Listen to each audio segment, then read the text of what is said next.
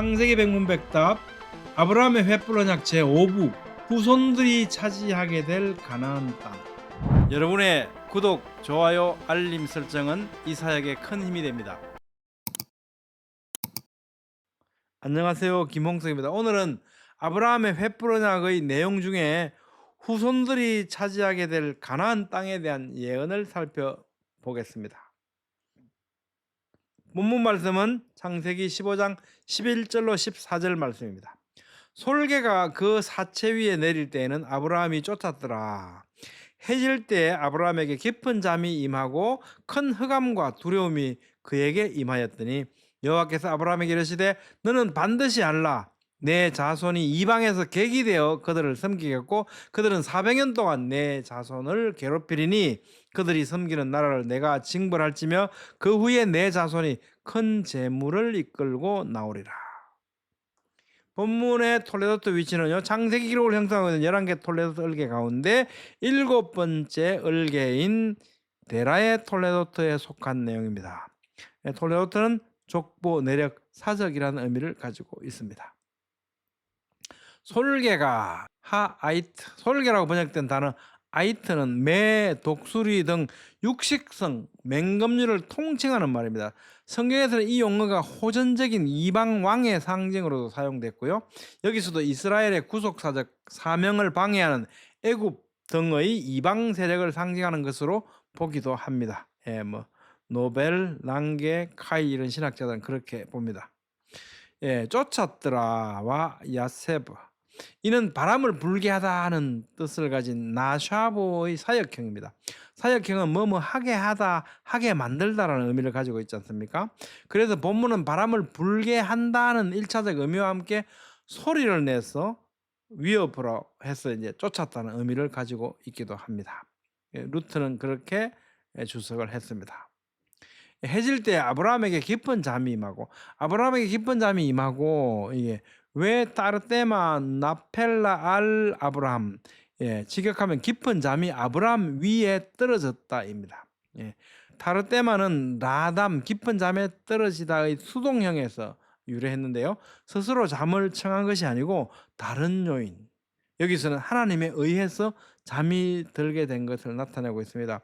하나님께서 하와를 창조하실 때도 어떻게 해요? 아담을 깊이 잠들게 하시고 갈비뼈를 취하시지 않습니까? 그래서 그때 잠들게 하시는 그 단어와 같은 단어입니다. 큰 흑암과 두려움이 그에게 임하였더니, 직역하면 심한 흑암의 두려움이 그의 위에 떨어졌더니, 이런 뜻입니다. 이러한 흑암은요, 장차 이스라엘이 당하게 될 애굽의 속박을 예시하는 의미로 보기도 합니다. 칼빈 같은 신학자들이나 카일, 칼리시 이런 분들도 이렇게 예표라고 생각을 했습니다. 나아가서 장차 그리스도께서 받으실 고난의 예시로 보기도 합니다. 너는 반드시 알라. 야도와 테다, 야도와는 알다는 의미를 가진 야다의 부정사 절대형이고 테다는 야다의 2인称 미완료이거든요. 두 개의 단어가 지금 겹쳐 있지 않습니까? 이는 동사의 의미를 강조하고 계속성을 나타냅니다. 미완료형, 그죠? 따라서 본문은 하나님께서 계시하시는 이 내용을 아브라함이 분명히 알고 계속 알고 있어야 한다라고 말씀하시는 겁니다. 내 자손이 이방에서 객이 되어, 직역하면 내 신은 그들의 것이 아닌 땅에서 객이 되리라, 이런 말씀입니다. 여기서 이방은 우리는 알고 있죠? 애굽을 가리킵니다. 그런데 이 말씀을 주실 당시 이 본문 자체에서는 가나안 땅이 아브라함 후손의 땅이 된다는 긍정적 의미와 동시에 그 시행은 유보되어서 객이 된다는 의미를 우리에게 전해주고 있습니다. 내 자손이 이방에서 객이 되어 그들을 섬기겠고 와 아바둠인데, 여기서 섬긴다는 의미는 종이 되어서 강제 노역을 하게 된다는 건데, 후일 이스라엘 자손들은 애굽에서 노예 생활을 했죠. 이 예언은 출애굽기에서 정확히 성취되었습니다. 그들은 400년 동안 내 자손을 괴롭히니, 400년 동안, 야곱의 가족이 애굽으로 내려간 것은 주전 1876년이고 출애굽한 것은 주전 1446년이지 않습니까? 그래서 애굽 체류 기간은 정확하게는 430년입니다. 그럼에도 불구하고 본문과 서대반이 사도행전 7장 6절에서 말하는 것은 이 기간을 400년이라고 하고 있거든요. 이것은 100년 단위로 계략적으로 표현하고 있는 겁니다. 그러니까 만약에 500년이라고 그러거나 뭐 600년이라 그러면 곤란하죠. 근데 이제 계략적으로 400년, 100년 단위로 이렇게 말씀하신 겁니다. 이스라엘 자손들이 애굽에 체류한 430년 동안 내내 노예 생활을 한 것은 아니죠. 처음에 어땠습니까? 요셉에 의해서 굉장히 대우를 받았겠죠. 아마 이스라엘은 요셉을 알지 못하는 새 왕이 일어난 이후인 애굽 체류 후기에 일시적으로 심한 압제를 받았을 것으로 보입니다. 하나님께서는 야곱의 12지파를 이루게 될 가족들과 식솔들을 당시 강대국인 애굽에서 안전하게 번성해서 민족을 이루게 하셨던 겁니다. 그리고 후기의 압제는 이스라엘 백성들이 다시 약속의 땅 가나안으로 돌아오는 계기로 작동했던 겁니다. 출애굽기 1장 8절로 11절 볼게요.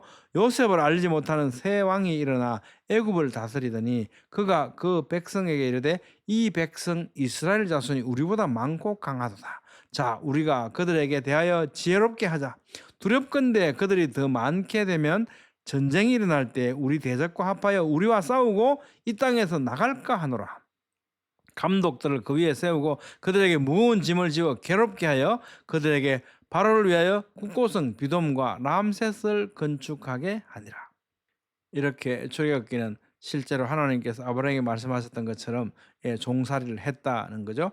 그들이 섬기는 나라를 우리는 여기서 그 나라가 애굽이라는 사실을 결과적으로 우리는 알고 있습니다. 그렇지만 본문은 이스라엘 후손들이 400년 동안 어떤 나라를 섬기게 되리라는 것을 말씀하셨을 뿐이고 그 나라가 어느 나라인지는 그 당시에는 말씀하지 않으셔서 알 수가 없었겠죠. 이 하나님의 계시는 이와 같이 가장 적절한 정도까지만 알려주십니다. 400년, 정확하게 430년이라고 말씀하지 않고 100년 단위로 계략적으로 말씀하신 것, 이것도 하나의 이러한 어떤 하나님께서 적절한 정도로만 알려주신 것, 이렇게 우리가 또 이해할 수도 있겠죠. 이와 같이 하나님의 계시는 때로는 희미하게, 때로는 선명하게, 때로는 점진적으로 가장 적절한 정도로 적절한 시기에 알려주십니다. 따라서 우리는 하나님께서 계시해 주신 범위를 넘어서 비밀한 것을 알아내려는 무리한 욕심을 가져서는 절대로 안 됩니다. 무리한 욕심은 실현될 수 없을 뿐만 아니라 오히려 잘못된 길을 택하는 해악을 가져오고요, 하나님의 경륜에 아무런 유익이 되지 못합니다. 내가 징벌할지며 그들이 섬기는 나를 내가 징벌한다. 내가 징벌할지며 딴 아노키. 징벌하다에 해당하는 원어 띠는 징벌하다, 공정히 하다는 의미입니다. 이것은 특히 하나님께서 징벌하실 때 자주 사용이 되었는데요. 이 징벌은 어떻겠습니까? 절대 공정하다 하는 겁니다. 본문의 따는 분사형으로 하나님의 현재적인 의지를 나타냅니다. 그러니까 심판이 이미 시행되고 있는 중인 거다라는 거죠. 이것은 하나님만이 하실 수 있는 겁니다. 그죠? 하나님의 작정 안에 이미 이 섬기는 나라, 이 애굽은 하나님께서 징벌을 하고 계시는 이런 표현을 하고 있는 겁니다. 큰 재물을 이끌고 나오리라. 큰 재물을 이끌고 삐르꾸시 까돌, 큰에 해당하는 까돌은 양, 수효, 중요성 등에 있어서 매우 심대한 상태를 가리킵니다. 이 예언의 말씀은요, 출애굽기 11장 2절 3절 그리고 12장 35절 36절에서 정확히 성취되었습니다. 참 재밌는 부분이기도 합니다. 한번 보죠.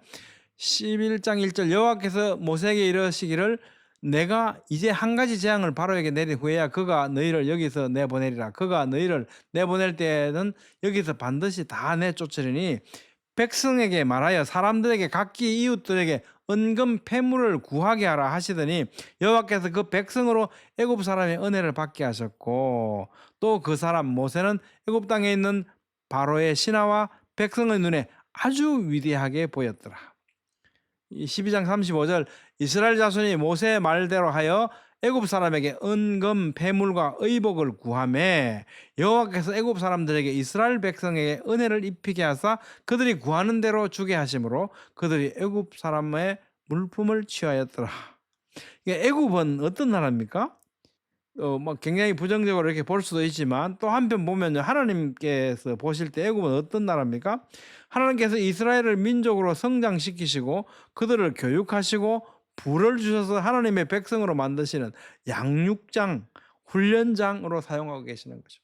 때로는 또 이렇게 뭐 징벌을 내리실 때 애굽을 들어서 또 징벌하게 또 하시고요. 이게 다 하나님의 것이니까. 예. 애굽은 이런 곳입니다. 이상하게 우리는 부정적인 굳이 그런 이미지를 가질 필요는 없습니다. 편견. 하나님께서 부자가 되게 하시는 방식은요. 예사로운 일반적인 방식이 아니고 확연히 구분되는 비상식적인 방식을 사용하시죠. 그렇기 때문에 그 자체가 하나님께서 행하시는 것임을 확신할 수 있도록 하시는 것 같습니다. 또한 만유는 하나님의 것임을 깨닫게 하시는 것으로 생각이 됩니다.